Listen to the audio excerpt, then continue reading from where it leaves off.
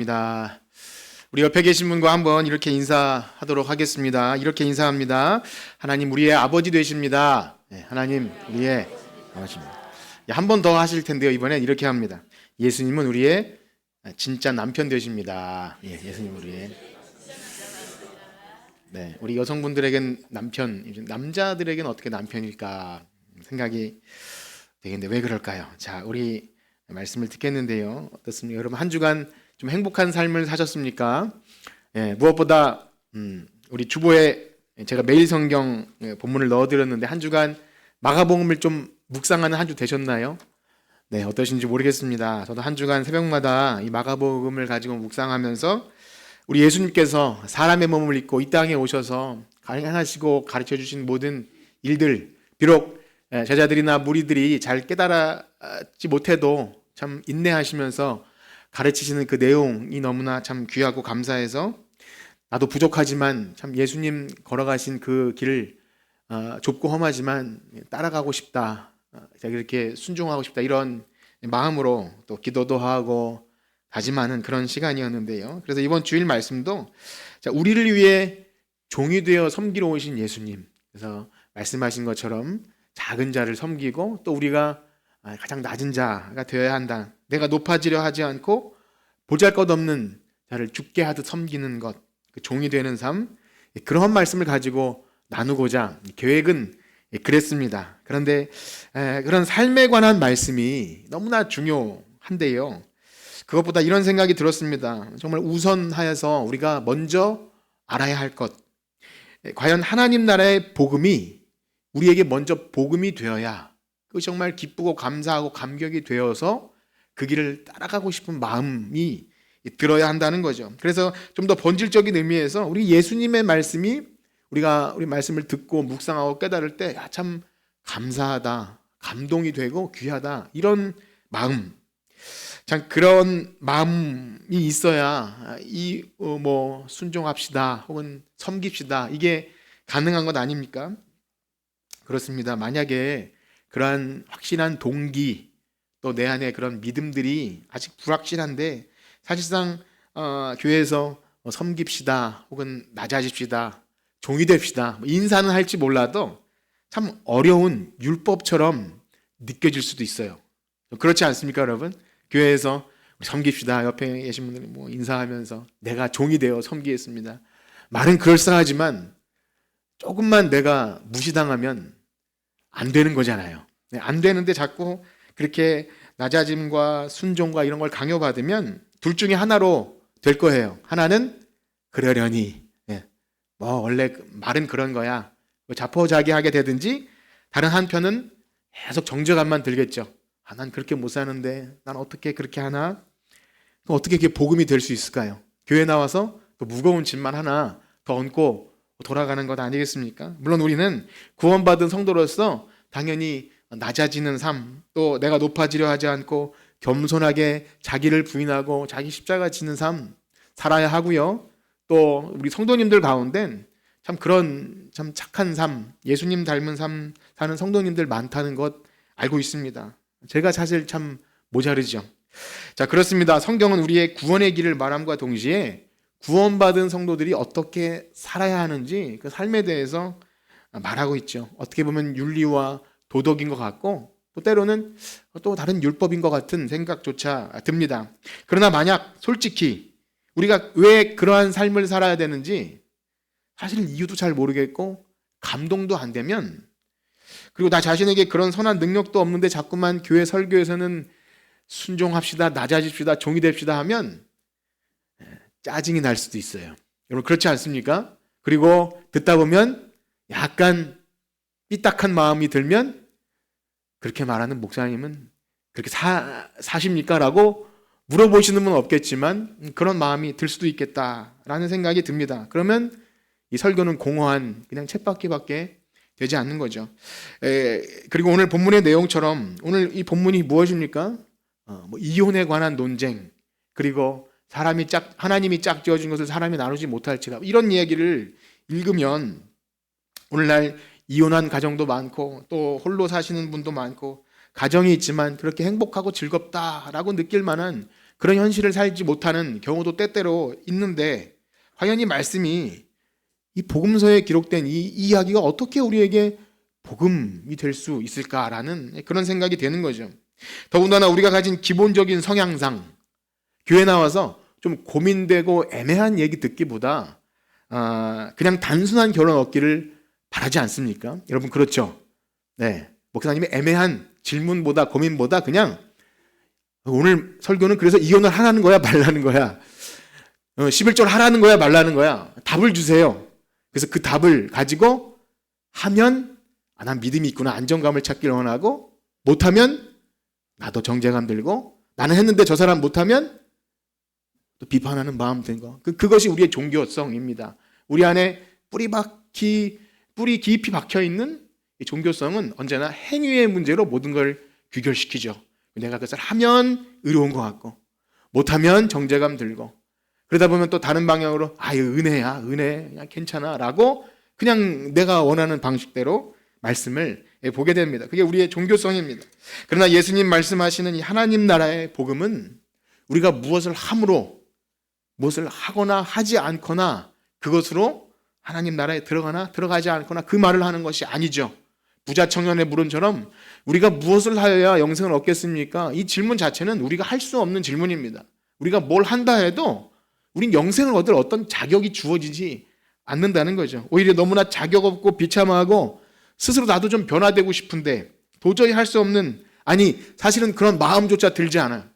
착하게 살고 싶은 마음조차 들지 않은 우리들에게 이상하게도 이 복음이 이 하나님 나라에 대한 소망과 예수님 어떤 분이실까? 나도 예수님 닮고 싶다. 이런 마음이 들게 하는 그러한 것들이 있다는 거죠. 이 신비한 이야기를 듣고 깨닫게 될 때 내가 참 나와 같은 자에게 예수님 닮고 싶은 마음들 예수님께서 그 길이 좁고 험하지만 자기를 부인하고 자기 십자가 질할 때 우리고 그렇게 살고 싶은 마음이 들기 시작한다는 겁니다.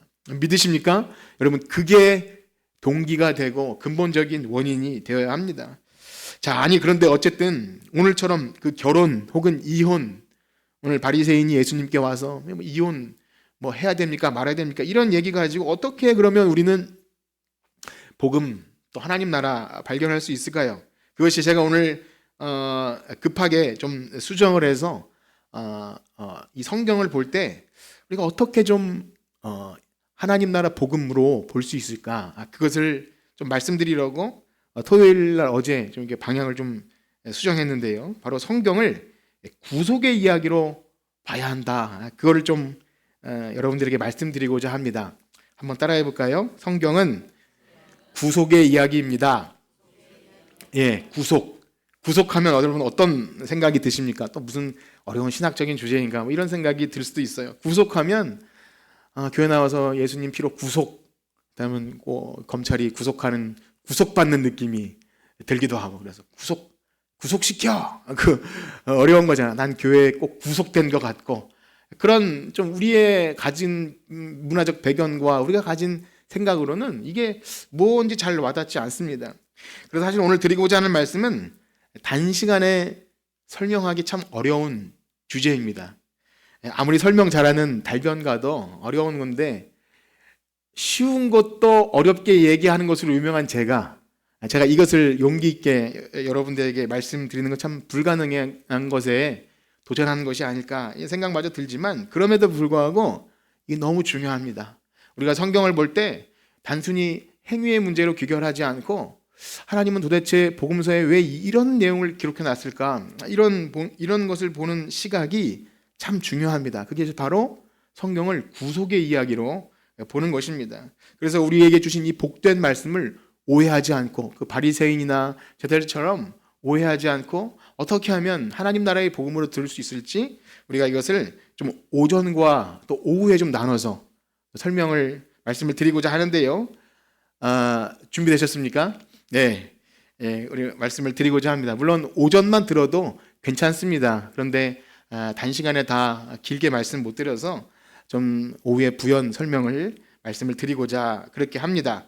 자, 우리 오늘 예수님께서 바리새인들이 예수님께 나와서 예수님을 시험할 목적으로 이런 질문을 하죠. 우리 2절 말씀을 다시 한번 보겠습니다. 10장 2절입니다.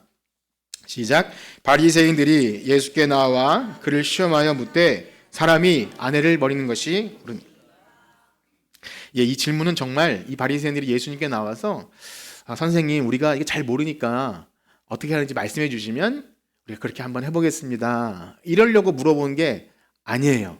오늘 2절 말씀처럼 예수님을 시험하려고, 예수님을 난처한 상황에 빠뜨려서 예수님을 곤란하게 고발할 거를 찾으려고 이 질문을 하는 것입니다. 이게 왜 난처한 질문이냐 하면 그 당시를 살았던 사람들은 누구나 그 시장 동네 놀고 있는 어린 꼬마 코울리게 아기까지 다 알고 있는 궁중에서 벌어진 어떤 한 사건이 있었습니다.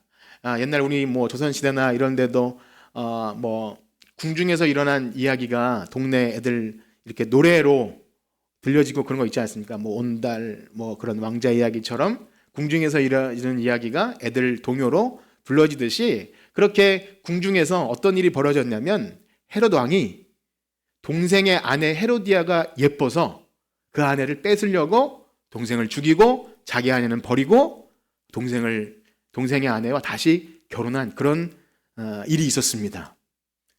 어떤 드라마에 나올 법한 일이죠. 왕이니까 가능했을 거예요. 바로 이러한 종교적이고 또 정치적으로 민감한 그런 사항을 가지고 예수님께 지금 뭔가 애매한 질문을 던지는 거죠. 그런데 세례 요한은 이것을 뭐라고 했습니까? 헤롯 당신은 죄인입니다. 이것은 못할 짓을 한 것입니다. 나쁜 짓을 한 겁니다. 이렇게 올바른 얘기를 했죠. 그랬다가 어떻게 되죠? 목베어 사형당합니다. 그러니 누가 그 앞에서 옳은 소리를 하겠습니까? 그런 상황입니다. 그러니 아마 예수님께서 그들에게 이혼하면 안 돼 라고 말하면 헤롯 왕을 정죄하는 꼴이 되고요. 만약에 그러다면 뭐 이혼하라 그러면 율법적으로 또 종교적으로 문제가 되는 참 이런 거죠. 얄팍한 속임수. 이건 소위 이제 프레임이라고 해서 거기 짜 맞춰진 틀에 묶어서 딜레마라 그러나 이렇게 해도 저렇게 해도 다 힘든 그런 일을 만들어 놓은 겁니다. 예수님은 뭐 그들의 속내를 다 아시기 때문에 넘어가진 않겠지만 그럼에도 불구하고 예수님은 굉장히 중요한 말씀을 해주시는 거죠. 우리 3절에서 9절까지를 다시 한번 읽을 텐데요. 저와 여러분들이 한번 교독하도록 하겠습니다. 3절에서 9절입니다. 시작. 제가 먼저 읽을게요. 대답하여 이르시되 모세가 어떻게 너희에게 명하였느냐? 써주어 버리기를 원악한 예수께서 그들에게 이르시되 너희 마음이 완악함으로 말미암아 이 명령을 기록하였거니와 창조 때부터 사람을 남자와 여자로 이러므로 사람이 그 부모를 떠나서 그 둘이 한 몸이 될지니라. 이러한즉 둘이 아니요 함께 읽겠습니다. 그러므로 하나님이 짝지어 주신 것을 사람이 나누지 못할지니. 아멘.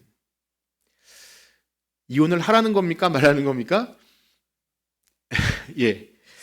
우리 사랑하는 성도 여러분, 만약에 우리가 이 말씀을 혼자 읽으면 어떻게 이것을 이해하고 또 적용할 수 있을까요? 우리가 이제 매일 성경 큐티를 하다 보면 소위 그 적용 강박증을 느낄 수가 있습니다. 그래서 오늘 이 말씀 어떻게 적용해야 될까 싶으면 어찌 보면 이 말씀 우리에게 해당 안 될 수도 있는 거예요. 주례사나 혹은 가정을 위해서 뭐 좋은 가정, 믿음의 가정, 혹은 결혼식 할 때 목사님이 주례할 때 이 본문을 쓸 수도 있겠죠. 예. 둘이 한 몸이 될지니라. 이러한즉 이제 둘이 아니 한 몸이니 하나님이 짝지어 준 것을 사람이 나누지 못할지니라. 이혼하지 말고 잘 사세요 라는 교훈으로 들려줄 수도 있어요. 그것도 참 좋은 것입니다. 그런데 우리는 이 성경이 기록된 목적을 좀 다시 생각해야 됩니다. 성경은요, 성경을 통해서 우리는 하나님을 알 수 있습니다. 그렇게 믿으시죠? 하나님을 알 수 있는데 하나님의 모든 것을 다 알 수는 없습니다. 하나님이 얼마나 크고 방대하십니까? 이 기록된 성경에 하나님을 다 담아낼 수는 없죠. 그래서 우리가 보는 성경에는 하나님의 어떠하심에 관한 기록이냐면 바로 하나님이 우리를 구원하시는 내용만 들어있는 거예요. 성경은 창세기부터 요한계시록 끝까지 우리를 어떻게 구원하시겠다는 그 계획과 언약과 성취가 다 담겨 있어요. 어떻게 우리를 회복시키시겠는가 하는 그 내용들이 다 담겨 있는 거예요. 물론 우리가 살아가는 삶의 어떤 규범으로서 착한 삶, 그런 사랑하고 섬기고 이런 것들이 물론 다 포함되지만 그 모든 내용은 다 구원에 관련된 내용입니다. 그래서 성경은 모든 이야기는 구원 이야기고요. 그렇기 때문에 우리가 복음을 이야기할 때 복음은 무엇이냐 얘기할 때 예수님이 이 땅에 오셔서 우리를 위하여 죽으시고 십자가에 달려 돌아가시고 우리가 그 피로 구원받고 이제 예수님 부활하신 것처럼 우리도 부활한다게 된다는 이렇게 좀 축약해서 복음을 얘기할 수 있지만 사실상 복음은요 성경이 말하는 모든 게 다 복음입니다. 여러분 믿으시나요? 네. 하나님이 곧 복음이에요. 하나님이 자신을 드러내심 자체가 우리 인간에겐 그야말로 어둠의 빛이 비친 것입니다. 하나님이 자기를 계시하지 않으면 우리는 하나님을 알 수 없거든요. 그래서 성경에 계시된 모든 이야기는 사람 이야기가 아니라 하나님 이야기예요. 하나님이 우리를 어떻게 이렇게 다루어 나가시고 구원 백성 만드시는가. 그래서 이게 다 복음이죠. 그런 의미에서 오늘 예수님께서 바리새인들에게 주신 이 답변은 참 중요한 이야기를 해주시는 거예요. 비록 인생들의 완악함 때문에 하나님의 아름다운 그 타락 이전에 만들어진 결혼의 질서를 인간들이 파괴했고 거기다가 그 대안으로 모세에게 율법을 만들어 주셔서 죄에 빠진 인생이지만 그럼에도 불구하고 차선책으로 주신 것까지도 그들의 이기적인 욕망으로 왜곡시켜 버렸지만 그러나 이 모든 비참한 현실을 뛰어넘는 그럼에도 불구하고 하나님이 어떻게 일하시겠다는 내용을 이 사실은 창세기부터 담아 놓으신 거예요. 태초의 가정 이야기를 통해서 그들을 어떻게 구원해 주실지를 얘기해 주는 거예요. 무슨 얘기인지 잘 모르시겠죠. 이게 어떻게 그럴 수 있을까? 그런데 오늘 마가복음 10장 7절에 보면 본문에는 사람이 그 부모를 떠나 한 몸을 이룰지라 그렇게 했지만 사실 창세기 본문에는 이 부분이 이렇게 기록됩니다. 우리 창세기 2장 23절에서 25절까지를 한번 읽어볼 텐데요. 2장 23절에서 25절입니다. 다 같이 한번 읽어보겠습니다. 시작. 아담이 이르되 이는 내 뼈 중에 뼈요 살 중에 살이라. 그것을 남자에게 취하였은즉 여자라 부르리라 하리라. 이러므로 남자가 부모를 떠나 그의 아내와 합하여 둘이 한 몸을 이룰지로다. 아담과 그의 아내 두 사람이 벌거벗었으나 부끄러워하지. 아멘. 무슨 차이인지 느끼셨습니까? 마가복음 10장 7절에는 누가 부모를 떠난다 되어 있죠? 사람이 부모를 떠나. 그런데 창세기는 어떻게 되어 있죠? 남자가 부모를 떠나. 이게 똑같은 거 아니냐고 생각될지 모르지만 성경은 그 자체가 의도를 담고 있어요. 메시지를 담고 있다는 거죠. 무슨 차이가 있을까요? 사실상 구약 성경이 써있던 시대는 부계 중심 사회입니다. 어려운 말로 하면 남자가 가장이 되는 족장 시족 사회입니다. 남자가 가장이 되는. 우리나라 사회도 잠깐 그런 적이 있지만 지금은 별로 그렇지 않은 것 같기도 합니다. 어쨌든 그 시대는 남성 위주의 사회인 거죠. 오늘날 많은 현대 여성 신학자들은 이런 걸 너무 싫어해요. 그래서 하나님을 아버지라고 부르는 것조차를 싫어하더라고요. 그래서 어떤 데 보면 하나님 하늘에 계신 우리 아버지요, 이렇게 하나님 하늘에 계신 우리 아버지 어머니요, 이렇게 하기도 해요. 되게 잘났죠. 어쨌든 그런 사람들이 있습니다. 이해는 되지만 성경이 왜 이런 의도를 가지고 써졌는지 그거에 대한 게 아니라 오늘날 우리가 겪는 현실에서 성경을 비틀려고 하는 그 시도가 많이 일어나요. 똑똑하고 잘나서 그렇습니다. 자, 어쨌든 남자가 가장이 되는 부계 중심 그 문화 배경 속에서 하나님이 말씀을 주신 것입니다.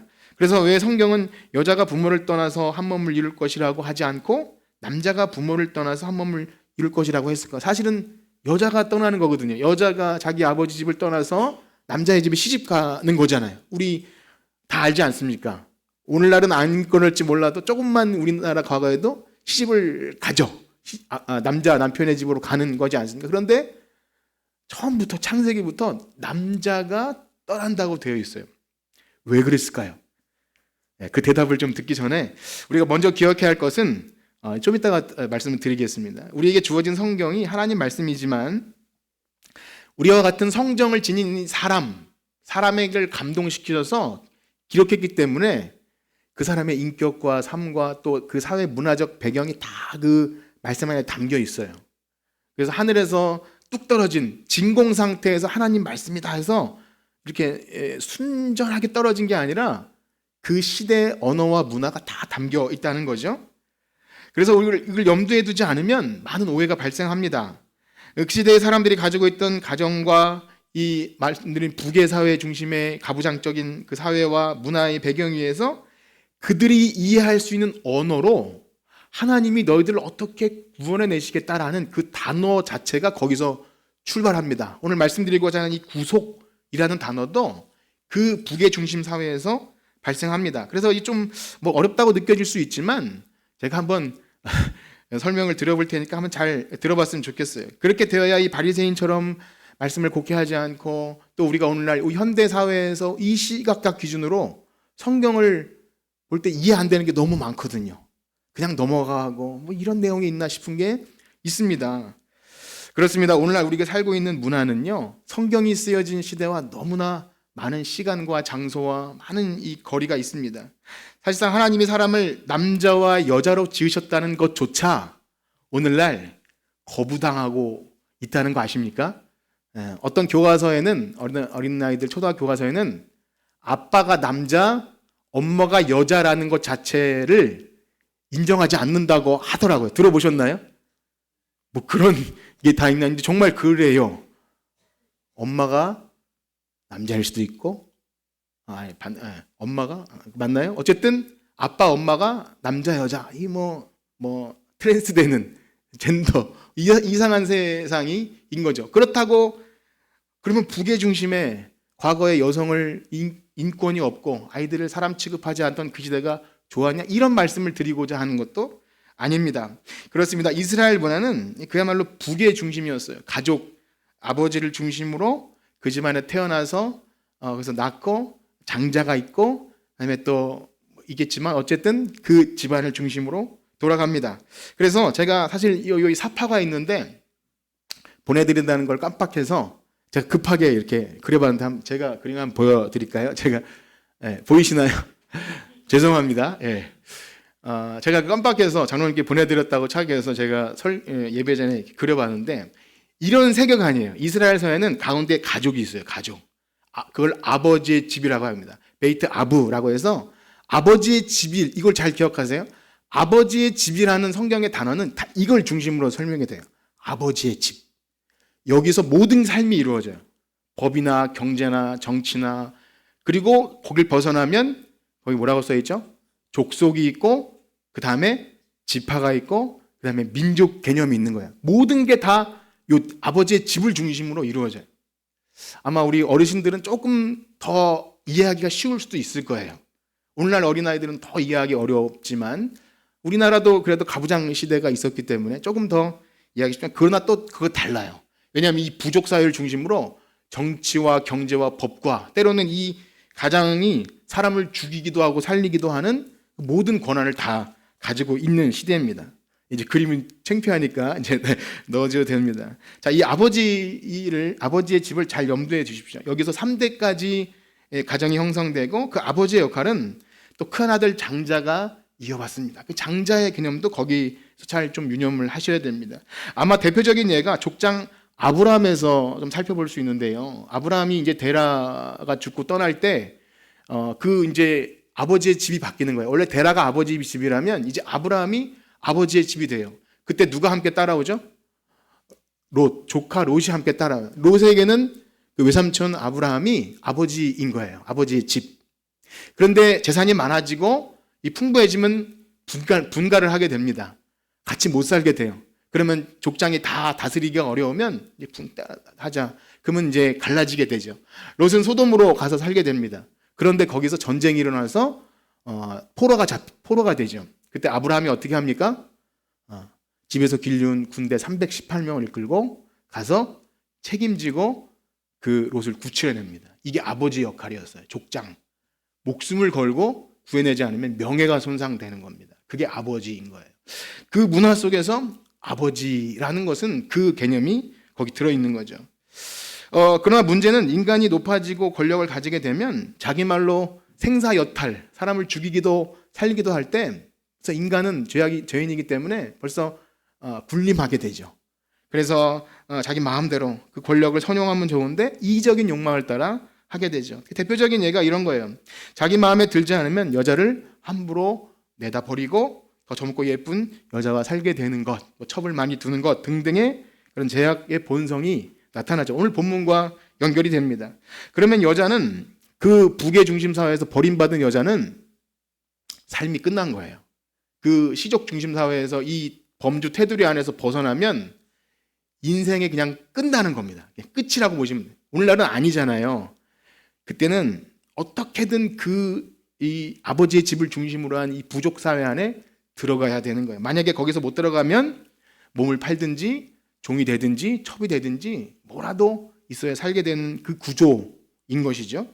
그래서 하나님 모세에게 이혼 증서를 써주라고 한 것은 정말 그 시대에는 이혼을 잘해서 이혼 도장 찍으라고 준 게 아니라 이 여자가 어디 가서도 먹고 살 수 있도록, 이 여자가 그냥 버림받은 게 아니라 어떤 이유가 있으니까 다른 데서 결혼할 수 있도록 생계를 살 수 있도록 해주신 거예요.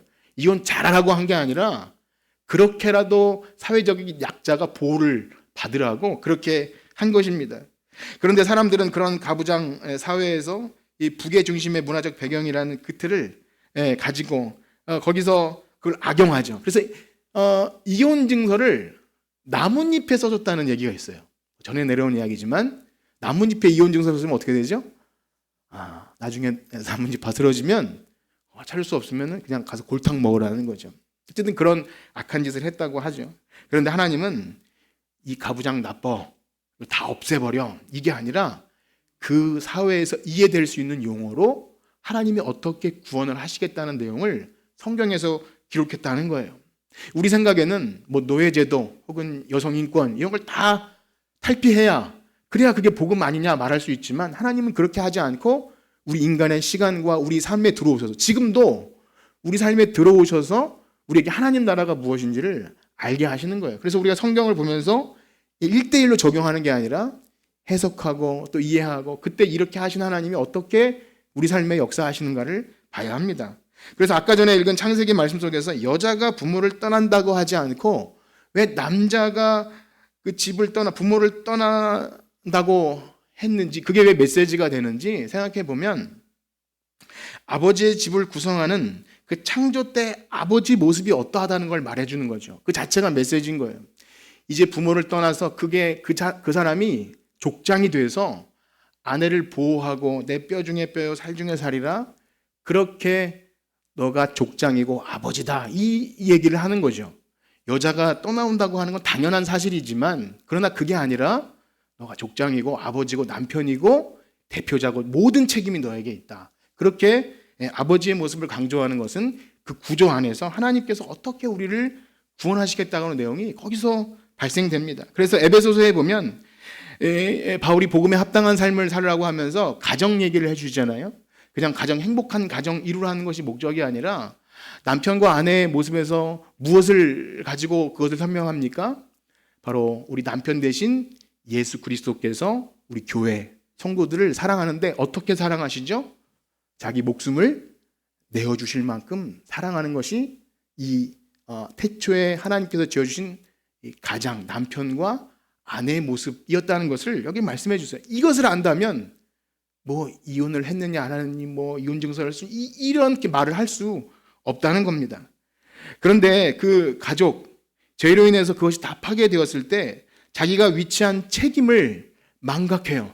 내가 책임자인 줄 알지 못하고 뱀을 핑계하고 하나님을 핑계하고 여자를 핑계하면서 하나님이 이렇게 한 거 아니냐고 그 책임을 남자에게 주셨는데 그 책임을 방기하고 다른 것에 원망을 돌리는 굉장히 악한 모습을 보인 거죠. 이것은 사실 되게 굉장히 악한 모습입니다. 이제 쭉 설명을 드릴 테지만 이게 바로 첫사람 아담의 모습이죠. 첫사람 아담은 자기 책임을 다 잃어버리고 핑계하는 나쁜 가장의 모습인 거죠. 그럼에도 불구하고 하나님은요, 이 부계 중심 사회를 깨트린 게 아니라 참 특별한 법들을 통해서 그럼에도 불구하고 구속사를 펼쳐 나가시는 거예요. 여러분, 부계 중심 사회에서 가장 약자는 누구라고 그랬죠? 그 공동체에서 떨려나간 그 이혼당한 여성 과부나 혹은 고아, 아버지를 잃어버린 고아와 과부. 그래서 특별하게도 하나님은 이스라엘 백성이 경건한 하나님의 거룩한 백성으로 살라는 그 말씀과 동시에 항상 주신 말씀이 있어요. 우리 신명기 말씀을 한번 읽어볼 텐데요. 신명기 24장 19절에서 21절입니다. 신명기 24장 19절에서 21절 다 같이 읽어봅시다. 시작. 내가 밭에서 곡식을 벨 때에 그 한 못을 밭에 잊어버렸거든 다시 가져오지 말고 나그네와 고아와 과부를 위하여 남겨두라. 그리하면 내 하나님 여호와께서 내 손으로 하는 모든 일에 복을 내리시리라. 내가 대감람나무를 떤 후에 그 가지를 그 남은 것과 객과 고아와 과부를 위하여 남겨두며 내가 내 포도원을 딴 후에 그 남은 것을 다시 따지 말고 객과 고아와 과부를 위하여 남겨두라. 아멘. 바로 이 개념에서 객과 고아와 과부가 있는 거예요. 이 시족 가부장 중심 사회에서 떨려나간 어떠한 이유에서건 이혼당했건 남편이 죽었건 아니면 아버지를 잃었건 이제 삶에 어떤 의지할 데 없는 이들을 하나님이 보호하시겠다는 법이 이 가부장 사회 안에 그대로 들어 있습니다. 이건 단순한 윤리도덕 이야기가 아니죠. 너희들 좀 어려운 사람을 돕고 살아라. 이 차원을 뛰어넘는 구원 이야기가 이 안에 들어 있습니다. 그래서 예수님도 이 땅에 오셔서 먼저 하신 일이 가장 세상에서 소외받는 가난하고 또 병들고 또 장애를 가지고 사람들이 알아주지 않는 부정하다 여기는 그러한 사람들이 가까이 하고 싶지 않은 그런 사람들에게 예수님이 가신 것은 하나님이 그 질서를 회복시켜 주시겠다. 진짜 아버지가 남편이 되어주시겠다. 이런 메시지가 들어있는 것입니다. 그런데요, 그 계명들 중에서 오늘날 우리가 살아가는 문화 속에서는 참 도저히 이해할 수 없는 이상한 법이 하나 있어요. 그것이 바로 그 남편 잃은 여인에게 대를 이어주게 하는 그런 법이 있었습니다. 우리 그 부분을 한번 읽어볼 텐데요. 신명기 25장입니다. 신명기 25장 5절에서 10절까지인데요. 우리 한번 교독해 보도록 하겠습니다. 제가 먼저 읽을게요. 형제들이 함께 사는데 그중 하나가 죽고 아들이 없거든 그 죽은 자의 아내는 나가서 타인에게 시집가지 말 것이요 그의 남편의 형제가 그에게로 들어가서 그를 맞이하여 아내로 삼아 그의 남편의 형제된 의무를 그에게 다 행할 것이요 그림이 이스라엘 중에서 끊어지지 않게 할 것이다.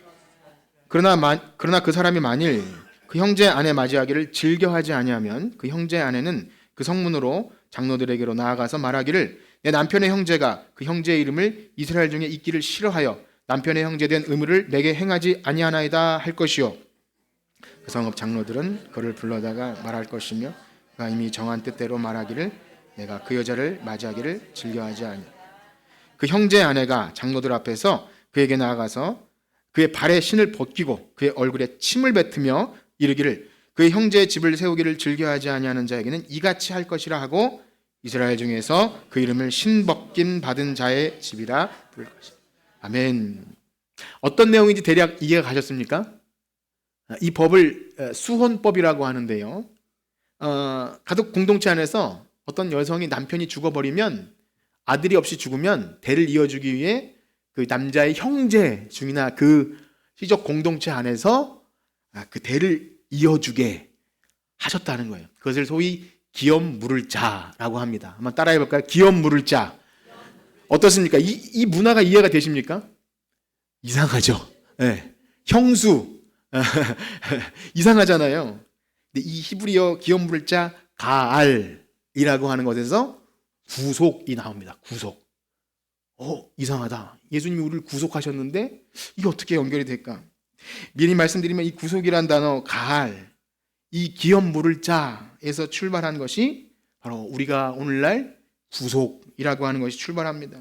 그래서 이 수혼법은 과부를 경제적 빈곤에서 이 부족 사회에서 떨려나간 도저히 앞으로 삶의 희망이 없는 그녀를 구원해주기 위한 굉장히 중대한 법입니다. 물론 고대 근동에서 그런 비슷한 법이 혹 있다 할지라도 하나님이 법을 정해주신 것은 근본적으로 목적을 달리합니다. 가장 연약한 비참한 상태에 있는 그 가련한 여인을 대를 이어줌으로써 그 모든 집에 내려오는 재산, 그 남편의 이름으로 된 재산과 모든 법적인 보호를 받게 해줍니다. 그래서 다른 남자가 아이를 낳아줘도 그 죽은 남편의 이름으로 아이를 낳아주는 거예요. 그러니 만약 이스라엘 백성 중에서 나에게 혹 손해가 있어서 나는 그거 하기 싫어요 라고 해서 그걸 안 하면 얼굴에 침을 뱉고 아주 모멸 닫는, 아주 그냥 저런 쓰레기 취급받는 거예요. 예, 하기 싫을 수도 있지 않아요. 그런데 해야 되는 거예요. 그런데 이 수원법 기업 물을 자, 이 가을이라는 이 제도가 가장 극명하게 나타나는 본문이 바로 룻기라는 곳에 나옵니다. 여러분 룻기라는 성경 있는 거 아시나요? 전에 어떤 성도님이 성경에 뭐 오바댜가 있네요 이렇게 했는데 룻기라는 성경에 이 지금 말씀드린 이 법이 그대로 적용돼서 살게 하는 법이 나옵니다. 그래서 룻기라는 성경을 보면 남편을 잃은 나오미 끝난 거잖아요. 근데 다행히도 그 아들 둘이 있었어요. 아들 둘도 죽습니다. 며느리만 2명 남은 거예요. 그 집안은 그야말로 패가 망신한 거예요. 남은 재산도 더 이상 이어갈 수 없고요. 더 이상 아무것도 할 수 없어요. 남자가 없으면 집안 내내로 내려온 하나님이 정해주신 그 땅 분배 기업도 더 이상 차지할 수 없는 절대적인 위기입니다. 그러나 그의 친척 보아스가 그 아버지의 집을 역할을 해주는 거예요. 그 아버지의 집. 망해버린 집 가문의 대를 이어주는 기업 물을 자, 가할 그 구속자 역할을 해줍니다. 사실 이 일은 자신의 재산이나 명예에 손해가 갈 수 있어요. 빚이 많으면 빚까지 감당해 줘야 합니다. 그래서 하기 싫을 수 있어요. 하기 싫으면 아까 본 대로 신발을 벗어서 나는 안 합니다. 포기합니다. 실제로 룻기에는 그렇게 나와요. 더 가까운 친족이 있는데 그는 나 싫어요. 이렇게 해서 거부한 사람이 있었다는 건데 보아스는 그 룻을 보고 사랑하여서 그 엘리멜렉 가문에 잃어버린 모든 재산과 모든 법적인 보호와 권리를 찾게 해주죠. 이 룻기의 배경을 아시는 분들은 제가 지금 짧게 말씀드린 게 뭔지 좀 아실 수도 있어요. 오후에 좀 더 설명을 드릴 테지만 그런데요. 룻기의 내용을 아신다 해도 우리가 이 내용을 통해서 얻게 되는 교훈은 효부 부모에게 공경을 잘했더니 하나님 복을 주셔서 했던 이 정도 외에 더 확장시키기가 어렵지 않나 라는 생각이 됩니다. 그리고 그 당시에 문화는 이런 게 다 있나 라고 생각이 될 수도 있어요. 물론 그런 교훈도 중요합니다. 윤리도덕적 교훈도 중요해요. 효성이 지극해야 되고 그런데요 우리의 구원은 우리의 효성이나 인내심이나 선행으로 되지 않습니다. 그래서 구약의 내용을 보면서 이랬더니 복을 주셨나 이랬더니 복을 주셨나 사람에게서 뭘 찾을 수가 없어요. 찾는다면 아무런 희망도 없는 그들의 삶에 하나님의 법대로 하나님이 정해주신 수원 법대로 자기의 책임과 의무를 다한 그 보아스를 통해 하나님의 은혜의 역사가 이어져요. 룻과 보아스를 통해 나온 아들 다윗이 나오고 예수 그리스도가 그 족보를 통해 나오게 됩니다. 성경은요 이 외에도 이 북의 사회를 중심으로 이것을 뒤엎는 게 아니라 이 안에서 하나님께서 이 구속이라는 것을 굉장히 많이 설명합니다. 그런데 봐도 이해가 안 가요. 때로는 성경 말씀이 좀 불쾌하기까지 합니다. 오후에 살펴볼 시아버지 유다와 다말을 통해서 대를 잇는 이야기가 있고요. 또 음탕한 여인과 결혼하라는 호세아와 고멜 이야기도 성경에 등장해요. 뭐 이런 이야기를 가지고 결혼 이야기, 뭐 이혼 이야기, 대를 잇는 이야기가 왜 우리의 구원과 관련이 있을까라는 생각이 들지만 바로 이 모든 것 안에서 하나님이 복음을 녹여 놓으셨어요. 바로 구속자, 아무런 삶의 희망이 없는 그 가련한 인생들에게 이 법을 통해서 아버지의 집을 찾게 하시는 거예요. 아까 본 그 그림 아버지의 집, 잃어버린 아버지의 집. 성경의 모든 아버지의 집은 이 북의 중심 사회에서 진짜 아버지를 찾는 내용입니다. 그래서 하나님이 우리 아버지가 되어주시겠다고 하는 것은 하나님 뭐 아버지가 되고 어머니도 돼도 되는 거 아닙니까?가 아니에요. 이 북의 중심 사회의 이 문화에서 목숨 걸고 우리를 찾아내시는, 우리가 어디서 무슨 짓을 하든지 가서 찾아내는 그 아브라함이 조카 롯을 구출해내듯이 그 그림이, 그 문화가 여기에 강한 의지가 담겨 있습니다. 그게 성경의 구속 이야기입니다. 어떤 값을 치러서라도 내 자녀를 찾아내겠다는 그 아버지의 모습이 들어있어요. 내가 원하든 원치 않았던 삶의 희망을 잃어버리고 음탕했던 혹은 불성실했던 재산을 다 잃어버리고 또 남편을 잃어버린 그 가련한 인생들에게 구속자가 되어주시겠다는 그 아버지. 그래서 이 가부장 사회에서 그 무엇과도 바꿀 수 없는 장자, 어떤 값을 치르냐면 가장 귀한 아들을 내어주심을 통해서 우리를 사시겠다는 내용이 바로 이 구속의 의미에 담겨 있습니다. 그렇습니다. 우리를 구속하기 위해, 우리를 노예되었던 우리를, 죄의 종이었던 우리를 살리시기 위해서 사랑하는 그 가부장사에서 가장 귀한 장자 아닙니까? 그 아들을 우리에게 내어주신 거죠. 그래서 우리 예수님을 가장 먼저 나시니 예수님을 하나님의 아들이라고 표현하는 것은 이 가부장 사회에 정말 너무 생명과 같은 것을 우리에게 내어주셨다는 그 의미가 들어 있습니다. 그래서 예수님은 우리 아들로서 우리를 위해서 자신을 대성물로 내어주시는데 참 신기하게도 가족을 아버지 집으로 되찾아주기 위해서 자신을 내어주신과 동시에 모든 자신이 받아야 될 상속물까지 함께 받게 하셔요. 그래서 성경에서 뭐 상속물, 유산, 기업 이런 얘기가 나오는 건 다 이 가부장 사회에서 출발합니다. 그런데 요한복음에 보면 예수님이 제자들과 마지막 식사를 하시고 내가 이제 갈 거다 그렇게 말씀하실 때 제자들이 어디로 가십니까? 근데 예수님이 뭐라고 하시죠? 우리 그 부분을 한번 읽고 마칠 텐데요. 우리 요한복음 14장 1절에서 3절입니다. 요한복음 14장 1절에서 3절입니다. 시작. 너희는 마음에 근심하지 말라. 하나님을 믿으니 또 나를 믿으라. 내 아버지 집에 거할 곳이 많도다. 그렇지 않으면 너희에게 일렀으리라. 내가 너희를 위하여 거처를 예비하러 가노니 가서 너희를 위하여 거처를 예비하면 내가 다시 와서 너희를 내게로 영접하여 나 있는 곳에 너희도 있게 하리라. 아멘. 우리는 아버지의 집에 거할 곳이 많다 하면 어떤 생각을 갖죠? 저 천국에 거대한 저택 맨션을 만들어 놓고 나를 부를 거야. 뭐 그렇게 생각하셔도 좋아요. 그런데 이 아버지의 집은 고아처럼 떨려나갔던 우리를 찾아내기 위해 예수님이 장자 되신 예수님이 우리를 찾아내셔서 내가 이제 아버지의 집에 너희를 불러낼 거야. 이 의미가 담겨 있는 거야. 우리를 아버지의 집을 찾기 위해 내가 대속물이 되어주겠다는 이 내용이 여기 들어있는 겁니다. 예수님이 우리의 구속자, 어떤 희생의 값을 치러서라도 우리를 찾아내시겠다는 하나님의 열심이 이 안에 들어있는 것입니다. 사랑하는 성도 여러분, 한 주간 살아가시면서 우리 복음서를 보면서 그것을 좀 찾아내셨으면 좋겠습니다.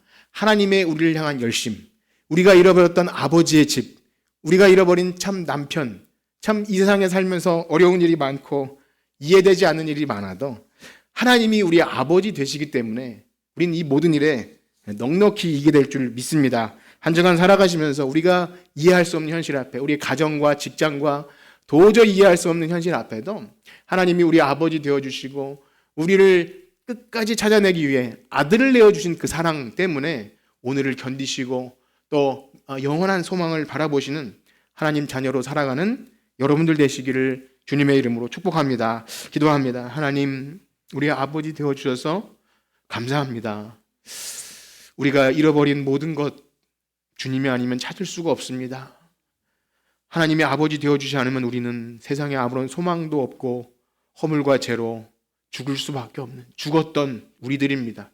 그러나 하나님께서 강한 의지를 가지고 내 자녀를 찾기 위해 사랑하는 아들까지 내어주시는 진짜 아버지, 진짜 남편 되어주신다는 그 사실 앞에 우리는 오늘도 몸둘 바를 모릅니다. 하나님 그 은혜를 깊이 알고 주님께서 걸어가신 것이 무엇인지 이해하며 하나님 나라의 백성으로 살아가는 주님의 자녀들 되게 하여 주시옵소서. 예수님의 이름으로 기도합니다. 아멘.